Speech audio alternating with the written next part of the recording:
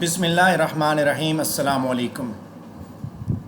I am Ataureman Jadoon, and today I am going to talk about critical appreciation of a poem. Literary criticism के paper के अंदर मुख्तलिफ़ universities में ये question दिया गया होता है कि आपने उस पोएम को क्रिटिकली एनालाइज करना है या क्रिटिकली एवेलुएट करना है। बाज़ यूनिवर्सिटीज़ के अंदर वो क्वेश्चन कंपलसरी होता है और बाज़ यूनिवर्सिटीज़ के अंदर वो क्वेश्चन ऑप्शनल होता है। सो ये question being a student of MA English, being a student of literary criticism, आपको जानना बहुत ज़रूरी है। इसके मुख्तलिफ़ एस्पेक्ट्स होते हैं जिनको हमने डिस्कस करना होता है। तो हम आगे बढ़ेंगे, इसी चीज़ को हम इस लेसन के अंदर देखेंगे। ये लेसन मैंने दरअसल अपनी ऑनलाइन क्लासेस के लिए डेवलप किया है और इसके अंदर हम एक पोएम की क्रिटिकल एनालिसिस को देखेंगे। इस लेसन का असल मकसद ये था कि मैंने अपने स्टूडेंट्स के अंदर वो स्ट्रैटेजीज़ डेवलप करने की कोशिश की है जिसके ज़रिए वो इस काबिल हो जाए कि कोई भी अनसीन पोएम अगर उनको एग्ज़ाम के अंदर मिल जाए तो वो उसको एनालाइज कर सकें और उस क्वेश्चन को अटेम्प्ट कर सकें। तो इस लेसन के अंदर इंशाल्लाह हम इसी चीज़ को देखेंगे कि अनसीन पोएम के लिए वो किस तरह तैयार हों। एग्ज़ाम के इस हिस्से के अंदर आपसे यही पूछा जाता है कि आप इस पोएम के बारे में लिखें, इस पोएम को क्रिटिकली इवेलुएट करें जिसको इससे पहले आपने कभी भी स्टडी नहीं किया गया। आपको एक पोएम दी जाती है जिस पोएम को आप उस क्वेश्चन के अंदर अटेम्प्ट करते हैं, उसको एनालाइज करते हैं। तो अभी इस लेसन के अंदर भी हम एक अनसीन पोएम को सामने लेके चलेंगे। W.B. येट्स की पोएम दी हुई है यहाँ पे, the song of the old mother. तो इसके बारे में भी इसी तरह हमने देखना है कि पोएट जो है वो एक ओल्ड वुमेन के बारे में इस पोएम के अंदर क्या कहता है और अपने आइडियाज़ को किस तरह वो प्रेजेंट करता है। इस पोएम की जानिब आप देखिए कि I rise in the dawn and I kneel and blow till the seed of the fire flicker. So if you look at the poem and after that we'll be proceeding further to next slides. So this is a very short poem produced by W.B. येट्स।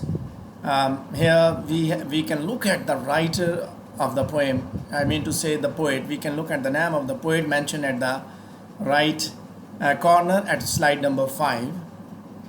But sometimes you are not provided with the name of the writer, so ultimately you have to guess that who could be the writer, who could be the poet. And once you come to know about the writer, ultimately you must know about his age. So being able to write an excellent literary criticism, you must know about different ages, you must know about well-renowned poets, because when you are provided with the poem and you know about the poet, then ultimately you must know about that age, so that while talking about the poem you can provide best analysis. You should provide you must know about the context, so ultimately you will analyze in much better way. So let's move on to the next slide, slide number 6. So what you have to do, this is very important. Once you are provided with the poem, so what you have to do not start analyzing the poem immediately. Rather you have to spend some time to read the poem and then planning a response. Before you begin, you have to make sure that you have read the poem at least thrice. 3 times you must have to read this poem and read it thoroughly, underline and highlight the important words that you find that these words are important, so you have to underline those words. And once you are done with second reading, then you should try to get a fixed idea in your mind of what this poem is about. Remember that you have to concentrate on the poem in a very careful way. You have to concentrate on it. If you'll just look at it, you'll just have a bird eye view, you won't be able to have a very good analysis. Rather, you'll be providing, I can say that, a waste response.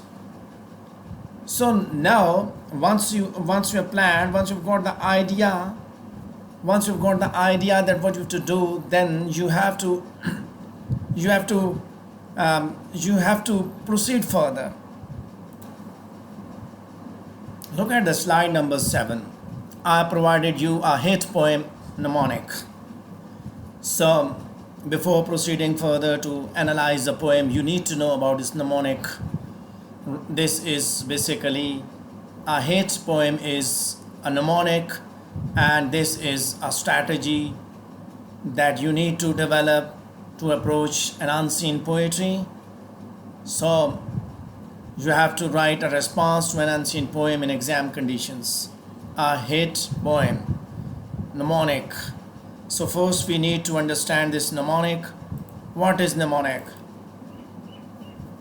Look at the slide number 6. mnemonic एक ऐसा लफ्ज़ है या phrase है जिसके ज़रिए आप ज़्यादा कॉम्प्लेक्स चीज़ों को याद रखने की कोशिश करते हैं. इस क्रिटिकल एनालिसिस के अंदर हम हिट पोइम का जो नमोनिक है उसको इस्तेमाल करेंगे और हम अपने पोइट्री के क्वेश्चन को अटेम्प्ट करने की कोशिश करेंगे.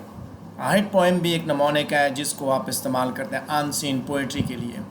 सो हर एक word AHITPOEM, every single word will have a detail with it. ठीक है, हमने इस हिट पोइम लफ्ज़ इस्तेमाल किया, फ्रेज़ इस्तेमाल की. ठीक है, नमोनिक. सो अब देखते हैं आगे नेक्स्ट स्लाइड पे कि हर एक का अपना अपना क्या मतलब है. सो a hate poem about what is the poem about, what is its historical context, social context, what are the imageries the writer has used, poetic techniques, personal response, organization, emotions, and a message. All these things will be extracted from the poem when you are going to analyze it. So make sure a hit poem is only useful if you know what each word refers to. What is about? It means that we are going to talk about that this thing, that what is happening in the poem. So what is it about? ये poem किस बारे में है, इसमें क्या हो रहा है. Historical context क्या है, important contextual information. War poem है, World War I की है, for example. World War II की है, क्या किस कॉन्टेक्स्ट में लिखी गई. जब आप राइटर को देखेंगे definitely you must know about his context. For example you are provided with the text from Paradise Lost, you must know about the context, किस बैकग्राउंड में उसने लिखी. देन इमेजरी, कौन सी इमेजेस पोएम ने यूज़ की और वो क्या असर जो है वो रीडर के ऊपर छोड़ती हैं. कौन सी पोएटिक टेक्निक्स उसने इस्तेमाल की. टेक्निक, पर्सनल रिस्पांस, आपका क्या है, आप क्या महसूस करते हैं जब आपने पोएम को पढ़ा. What do you feel about it. So उसके बाद how the poet has structured the poem, rhyme scheme, what is the tone और mood, emotions, message, what is the theme, what is the poet's message, what he wants to say, what he wants to tell you, क्या बताना चाहते हैं आपको. सो ये सारी चीज़ें आपने पोएम के अंदर देखी. Now we are going to look at each word in more detail and with that इंशाल्लाह हम जब वो एक पोएम को हम उसी एस्पेक्ट में देखते भी जाएंगे. ठीक है. So first is about the poem. About the poem basically इसमें क्या होता है कि आपने एक पैराग्राफ लिखना है जिसमें आपने ये बताना है कि पोएम किस बारे में है. आपने 3 दफ़ा पोएम को पढ़ना है तो अल्टीमेटली आपके पास एक आइडिया आ जाएगा कि इस पोएम के अंदर क्या हो रहा है. सो अगर आप पोएम के टाइटल को पढ़ें, इसी the song of the mother, तो आप देख सकते हैं कि पोएम किस बारे में है. मैंने आपके सामने एक पोएम रखी पहले, आप इसमें देख सकते हैं जो यहाँ पे ये पोएम है मेरे पास. मैंने पहले इसमें टाइटल की बात की. अब टाइटल के बाद what is the poem about, हम जब इसको देखेंगे the song of the mother को, तो हम पोइम को अभी दोबारा एक दफ़ा देखते हैं, second reading and third reading. In the second and third reading हम इसी चीज़ को देखेंगे कि इसमें क्या हो रहा है। So look at the poem in this slide and then we'll move further that what is it about. Poem पढ़ने के बाद आप देखेंगे, मैं आपको एक उसके लिए एक मैं आपको सैम्पल प्रोवाइड करूंगा कि ये बातें तो आपको पक्की याद होनी चाहिए, इनके अंदर आपने चीज़ों को फिट करना है जो चीज़ें आपको मिलती हैं। Outline, I'm going to provide you the outline in the next slide, slide number 14, and we'll be looking at that and then we'll be filling that outline also. So what happens in the poem? You have to use these sentence structures to write a paragraph about what is happening in the poem. Song of the Old Mother by who is a poet is about whom. In the first two lines, the old woman, what? So these are the blanks. You have to fill these blanks. You can make your own blanks. ठीक है, जब आप अपनी poem को लिखें, पहले paragraph लिखेंगे तो आप पहले ब्लैंक्स इस तरह वो बना सकते हैं। ये आइडिया आप अपने जहन में रख सकते हैं कि आपने इस तरह इसका पहला पैराग्राफ लिखना है कि इस पोएम के अंदर क्या है। So the song of the old mother by is about and so on and so on. So I'm going to fill it. After reading this poem, I'm going to fill it. What he is talking about. So what is he is talking about? I'm telling you three things. कि इस poem के अंदर क्या हो रहा है। Examiner को आपने ये दिखाना है कि आपने इस पोएम को अच्छी तरह समझ लिया है। This is the answer what he is talking about दिखाता है, ठीक है। और इसके ज़रिए आप अपनी पोएम का एक बेहतरीन इंट्रोडक्शन देते हैं, क्रिटिकल एनालिसिस का बेहतरीन इंट्रोडक्शन देख सकते हैं। सो look at this one, this is the best critical analysis. Song of the Old Mother by W.B. Yeats is about an old woman describing the chores that she does every day. In the first two lines, the old woman gets out of the bed and then lights the fire. She does cooks and cleans until night falls. The woman thinks that young people are lazy and have a much easier and carefree life than she does is a great example. In the final two lines, the woman says that she must work because she is old, and at the end of the poem, the fire that took her a lot of effort to light has gone out again. So पूरी की पूरी poem का मैंने आपके सामने introduction बता दिया कि इसमें पोएट क्या कह रहा है। ये एक इफ़ेक्टिव इंट्रोडक्शन है किसी भी पोएम का, और आपने इसी तरह उसको बनाना है। कोई भी पोएम आपके पास आएगी, आपके पास ये मॉडल मौजूद होगा, आपने इसी मॉडल को फॉलो करना है। So let's move on to the next slide and next word H, a hate poem. H, historical or social context. Once you come to know about the poets, ultimately you must know about the historical and social context. बाज़ दफ़ा जब आप poem को पढ़ रहे होते हैं तो फिर भी आपको अंदाज़ा हो जाता है कि ये पोएम जो है इसका क्या हिस्टोरिकल कॉन्टेक्स्ट हो सकता है। जो बातें वो कर रहे थे उससे आपको एक आइडिया मिल जाता है। लेकिन जितना आपको आइडिया मिलता है उतना आप लिखते हैं। अगर आपको आइडिया नहीं मिलता तो आप बेशक इसको स्किप कर सकते हैं, ठीक है। बाज़ दफ़ा पता चल जाता है कि वो पोएम आपने बीए में पढ़ी होती है या किसी और सिचुएशन में पढ़ी होती है, तो वो उससे आपको एक गैस हो जाता है। या पास पेपर्स को पढ़ते हुए आपने कहीं उस पोएम को स्टडी किया हुआ होता है। So you get the idea that how you have to draw historical context. As I'm going to provide you an excellent example, so I have to add these things, because the more you will provide the information, the more you will be accurate, the more you will be perfect, and your perfect answer will be the best one that will help you to win great marks. So जब आप second paragraph लिखेंगे तो आप historical context लिखेंगे। इसके अंदर आप बताएंगे किस कंडीशन, किस टाइम पे ये पोएम लिखी गई, और इसी से आप उस पोएम का सिग्निफिकेंट थीम भी बता सकते हैं।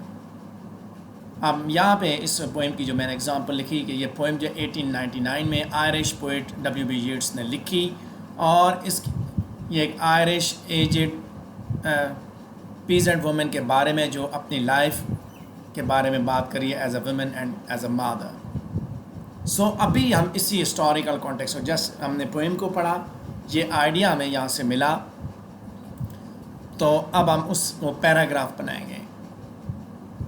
As I've told you, the way I have made the paragraphs, you have to make the paragraphs in the same way in your exam. and that will be the best answer if you are going to provide it, and that will be the winning answer.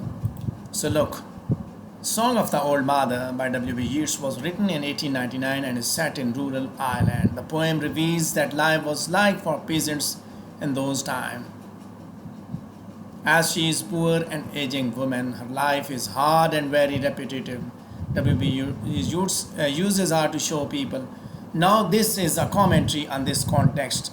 मैंने context बयान किया, best example है, इसके अंदर हमने historical और social context की बात की, इसके अंदर हमने पोएम के जो बैकग्राउंड है उसको हमने एक्सप्लेन किया, और इसी के ज़रिए आप राइटर को ये बता सकते हैं, इसके ज़रिए यानी कि इस पैराग्राफ के ज़रिए ये पता चलता है एग्ज़ामिनर को कि आपकी इस पोएम की जो अंडरस्टैंडिंग है दैट इज़ डिटेल्ड, आपको अच्छी तरह ये पोएम समझ आ गई है.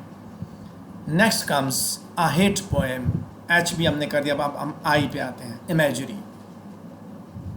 सो जब आप इमेजरी की बात करेंगे, before talking about imagery, I would suggest you to look at the terms, literary terms. You have to understand literary terms.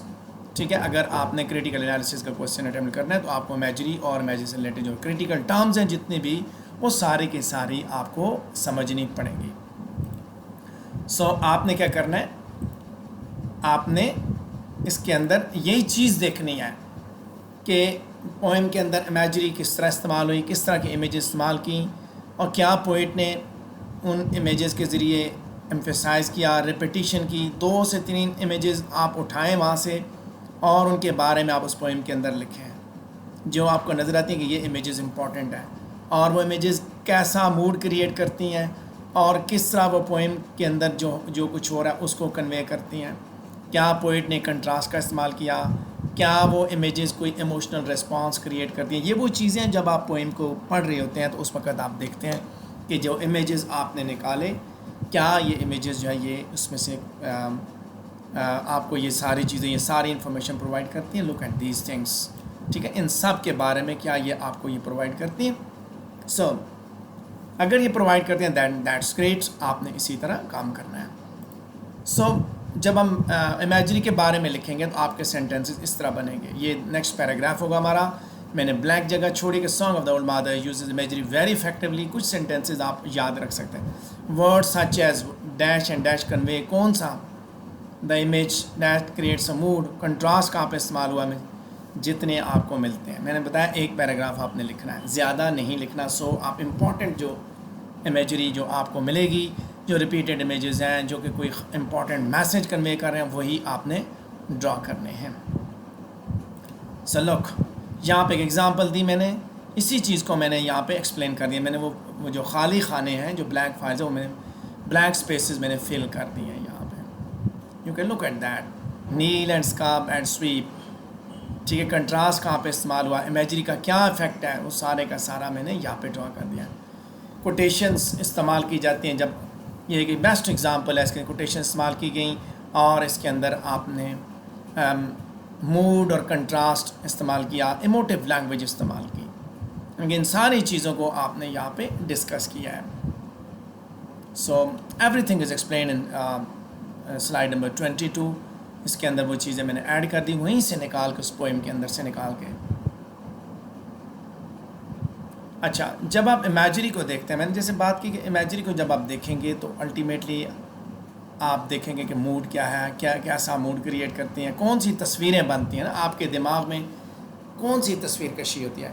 But I must suggest you that you have to look at that what is imagery, what are the examples of imagery, ताकि जब आप paper में attempt करने जाए imagery को तो आपको बिल्कुल क्लियर कॉन्सेप्ट होना चाहिए.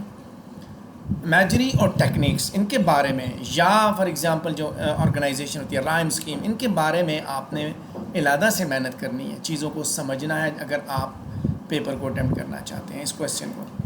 Now we are going to talk about techniques. A hit poem, HIT पे आ गया. सो पोएटिक टेक्निक्स के बारे में जब हम बात करेंगे तो आपने इस पोएम को जब देखना, पोएटिक टेक्निक्स देखनी है. ये सारी की सारी पोएटिक टेक्निक्स हैं. Metaphor, simile, alliteration, assonance, repetition, enjambment, hyperbole, onomatopoeia, oxymoron, personification, symbolism. सो इनके ज़रिए, पोएटिक टेक्निक्स के ज़रिए आपने देखना कि कौन सी टेक्निक्स उसने इस्तेमाल की और उसके बाद आप उन एग्ज़ाम्पल को देखें, देखने में उनको हाईलाइट करें या अंडरलाइन करें।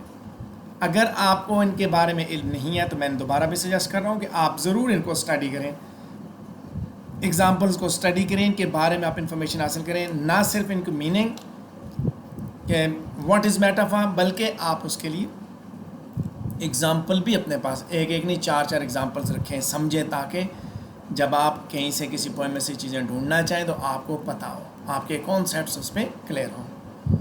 क्योंकि ये इस लेक्चर का हिस्सा नहीं है, ये लादा सी चीज़ें आपने सीखनी है। सो मैं आपको इसीलिए सजेस्ट कर रहा हूँ कि आप इन चीज़ों को पढ़ेंगे।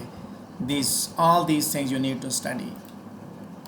अच्छा, पोएटिक टेक्निक्स जब हमने देखा, पोएटिक टेक्निक्स आपने देखे लास्ट स्लाइड के अंदर। सो आप उनको कॉपी करेंगे, जस्ट आप नोट करें कौन कौन सी हैं। मेटाफर है, जैसे यहाँ पे मेटाफर एक मैंने लिख दी, the seed of the fire flicker and glow. So क्या इफेक्ट क्रिएट करती है, रेपिटेशन है तो क्या करता है, एलिट्रेशन तो क्या करता है। आप जब पढ़ेंगे तो वो इफेक्ट आपके ऊपर क्रिएट होगा। रिमेंबर कि अगर आप क्रिटिकल एनालिसिस किसी पोएम का कर रहे हैं और आपके अंदर कोई स्टैटिक सेंस नहीं है तो आप कभी भी नहीं कर पाएंगे। जब आप किसी पोएम को पढ़ते हैं, प्लेयर नहीं ड्रा कर सकते, स्टैटिक सेंस नहीं होता, तो आपको ये इफेक्ट वगैरह कभी भी नहीं महसूस होंगे। So you have to be a literary critic, ठीक है। सो अब हम देखेंगे इस सैम्पल को कि पोएटिक टेक्निक्स किस तरह यहाँ पे लिखी गई। कि हम ये इसी में देखते हैं, यहाँ से ढूंढेंगे हम सेंटेंसेज आप इस तरह बनाएंगे। ये चूज़ है number of poetic techniques, the metaphor कौन सी इस्तेमाल हुई, रेपिटेशन कौन सी, मेटाफर दूसरी इस्तेमाल हुई है, एलिट्रेशन इस्तेमाल की है उसने। सो लुक है, इस एग्ज़ाम्पल के अंदर टेक्निक्स यूज़ की गई हैं, कोटेशंस के इस्तेमाल की गई हैं, और उसके बाद उन्हीं चीज़ों को एक्सप्लेन किया गया है, डिटेल के साथ एक्सप्लेन किया गया है। सो आप टेक्निक्स को नोट करेंगे, उनको कोट करेंगे, बताएंगे एलिट्रेशन तो फिर बताएंगे कौन सी एलिट्रेशन है, ठीक है।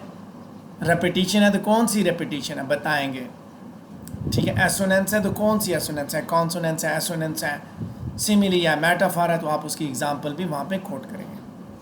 इसके बाद आ जाता है नेक्स्ट है हेट पोएम के बाद जो आखिरी वर्ड है वो स्टार्ट है पी, पोएम, पर्सनल रेस्पॉन्स।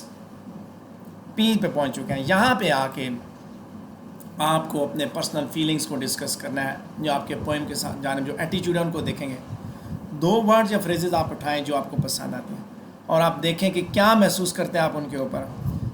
वो अल्फाज आपको अम्यूज़मेंट प्रोवाइड करते हैं, एंगर, सिंपैथी, यानी कि आपके ऊपर क्या इफेक्ट क्रिएट करते हैं, उस पोएम का आपके ऊपर क्या इफेक्ट क्रिएट हुआ, ठीक है।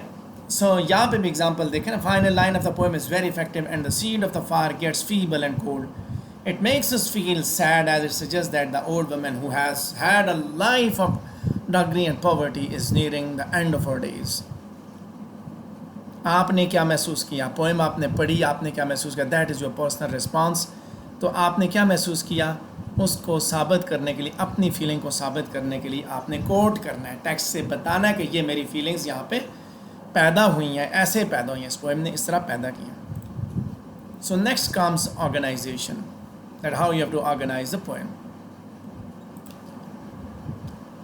पर्सनल रिस्पॉन्स के बारे में जब हमने बात की, मैंने आपके सामने सैम्पल भी रख दी। आप इस तरह एग्जांपल आप ड्रा कर सकते हैं। 1 या 2 वर्ड आप उठाएंगे जो आप फील कर रहे हैं, जो आप महसूस कर रहे हैं, वो आप इसी तरह लिख देंगे। इसके बाद पोएम किस तरह ऑर्गेनाइज की गई उसके बारे में आप बात करेंगे कि स्ट्रक्चर पोएम की देखेंगे। यहाँ पे स्ट्रक्चर डिवाइसेस कौन से पोएट ने इस्तेमाल किए, rhyme scheme, rhythm, layout, stanza structure, जो चीज़ आपको वहाँ से समझ आएगी उसके बारे में आपने वहाँ पे एक्सप्लेन करना है। वंस अगेन राइम स्कीम को आपने स्टडी करना है, क्या चीज़ होती है, रिदम क्या होता है, पोएम की लेआउट क्या होती है, स्टेंजा स्ट्रक्चर क्या होती है, इन चीज़ों को आपने स्टडी करना है। अगर आप ऑर्गेनाइजेशन किसी पोएम की लिखना चाहते हैं then you need to study it. Stanza structure आप देखेंगे, आप स्पॉट करें। For example you must include quotations में what effect is created. Example मैं आगे देता हूँ आपको इसकी ऑर्गेनाइजेशन की, ताकि आपको ज़्यादा बेहतर आइडिया इसका मिल जाए। देखें अभी, the poem uses rhyming couplets and rhythm very cleverly. The rhyming couplets such as blow glow, old cold give the poem a repetitive feeling like the women's walk. इस तरह स्टडी रिदम जो है वो एक सॉन्ग की तरह में महसूस करवाता है, that fits with the title of the poem. So similar style आप इस्तेमाल करें, ठीक है। आइडेंटिफाई करें स्ट्रक्चरल टेक्निक्स को और कोटेशन दें और उस इफ़ेक्ट को जो कि पोइट क्रिएट कर रहा है उसको एक्सप्लेन करें। ठीक है, सो यहाँ मैंने एग्जांपल भी आपको बता दी कि इस तरह आपने बनाना है। इसके बाद है इमोशन।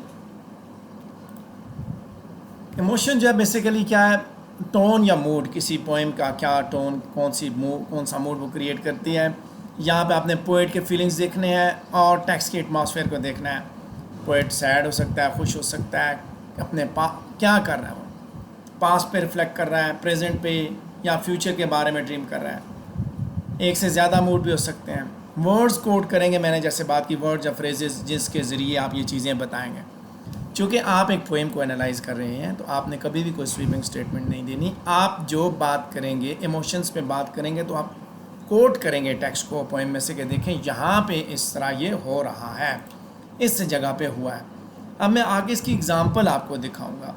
जैसे ऑर्गेनाइजेशन में हमने देखी, इसी तरह हर एक पे मैंने एग्ज़ाम्पल आपको बताई कि जब आप उसको एनालाइज करते हैं पोएम को तो आप एग्ज़ाम्पल भी ड्रॉ करते हैं। सो लुक एट दिस वन।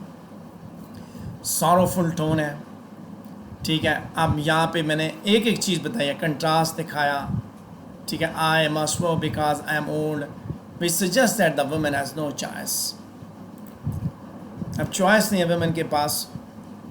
तो यहाँ मैंने इस पोएम के अंदर जो मौजूद जो इमोशंस हैं या टोन है जो पोएम की, वो मैंने यहाँ पे एक्सप्लेन कर दी स्लाइड के अंदर कि हार्ड एंड मैनुअल जॉब्स की लिस्ट प्रोवाइड की। थर्ड लाइन के अंदर मैंने वर्ड यूज़ किए हैं, वो वाले फ्रेजेस यूज़ किए हैं।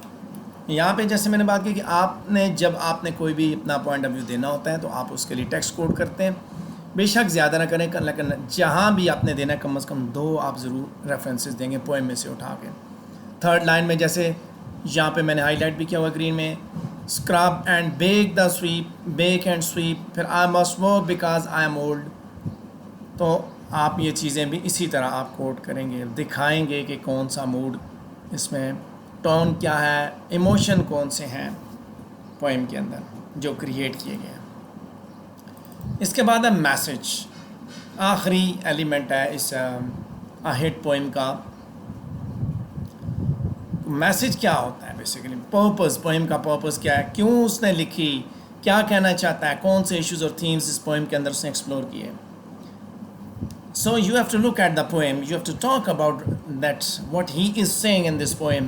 Is he talking about childhood, is he talking about love, death, what are the themes? It means that what is the subject of the poem, what is the main idea of the poem. Sometimes there are many ideas and sometimes there is one idea, but all the ideas that you find in this poem, in that particular poem, you have to mention those ideas and then you have to provide the example, you have to provide the supporting text so that the examiner should understand that you have got the clear idea about the poem.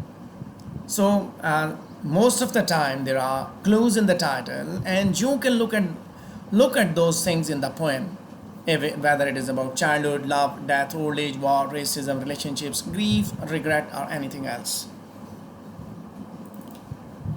So यहाँ मैंने उसको बना के आपके सामने रख दिया। आप प्रोवाइडेड अ मैसेज, ठीक है, किस तरह आपने मैसेज, पोएम का मैसेज, पोएट का मैसेज और उसके थीम्स को ड्रॉ किया।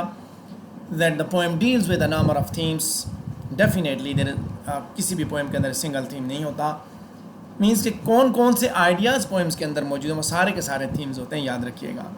यीट्स किस किस बारे में बात करता है, मैंने सारी चीज़ें यहाँ पे एक्सप्लेन कर दी। ओल्ड एज के बारे में बात करता है, पॉवर्टी के बारे में बात करता है, रूरल आइलैंड की ज़िंदगी के बारे में बात करता है, बूढ़े लोगों की लाइफ के बारे में बात करता है, मुख्तलिफ़ चीज़ों पे वो सारी हमने यहाँ पे एक्सप्लेन कर दी। सो जब आप इस तरह काम करेंगे तो एग्ज़ामिनर को बिल्कुल कोई भी मसला नहीं पेश आएगा कि वो आपको ग्रेड करते हुए हिचकिचाएगा नहीं, घबराएगा नहीं। उसको वो कहते हैं ना, सबसे पहले आपने ये करना है कि आपने घबराना नहीं है। सो एग्ज़ामिनर जो है वो घबराएगा नहीं, बल्कि एग्ज़ामिनर भी आपके साथ खड़ा होगा। So let's now look at the poem, how it answer, how an answer following a hit poem can appear। ठीक है, अभी हम आगे उसी चीज़ को देखेंगे, वो सारे का सारा कंप्लीट आंसर देखेंगे कि किस तरह इस पोएम का जो आंसर है, अ हिट पोएम जो हमने फ्रेज़ इस्तेमाल की, उसके हिसाब से किस तरह वो आंसर इसका लगता है, जवाब किस तरह नज़र आता है। सो लुक एट दैट, जो चीज़ें मैंने आपको पहले एक्सप्लेन की। पोएम के अंदर क्या होता है, ये पैराग्राफ मैंने दे दिया है। अच्छा, हिस्टोरिकल कॉन्टेक्स्ट क्या है, ये दे दिया। ये चीज़ें पहले मैं आपको बता चुका हूँ, वहाँ पे हमने चूँकि एक्सप्लेन की हुई हैं। यहाँ पे मैंने सेपरेट एक एक चीज़ के सामने मैंने उसको ड्रॉ करके रख दिया है। ये है हिस्टोरिकल कॉन्टेक्स्ट पोएम का जो हमने दिया, एक तरतीब से हम चलते आए। उसके बाद हमने इमेजेस की बात की, देखें हाईलाइट की हैं इमेजेस और कौन सा इफेक्ट क्रिएट करते हैं, ये दिखा दिए हैं। उसके बाद हमने पोएटिक टेक्निक्स को देखा, मेटाफर, एलिट्रेशन और बाकी जितनी भी हैं पोएटिक टेक्निक्स सारी की सारी हमने यहाँ पे मेंशन कर दी। 3 ही थी, मैंने बताया जैसे कि आपने कुछ उठानी है, सारा नहीं उठाना, कुछ उठाना है जो आपको समझ भी आ गई, पता भी चल गया, वही आप उठाएंगे और एक्सप्लेन करेंगे। उसके बाद है song of the old mother. देखें पोएट ने किस तरह पोएम को जो है वो स्ट्रक्चर किया, ऑर्गेनाइजेशन उसकी हमने देखी, हमने उसका टोन, उसके मूड देखा, ठीक है। उसके बाद हमने लास्ट पे हमने देखा इस पोएम का क्या थीम, क्या मैसेज है, क्या कहना चाहता है पोएट।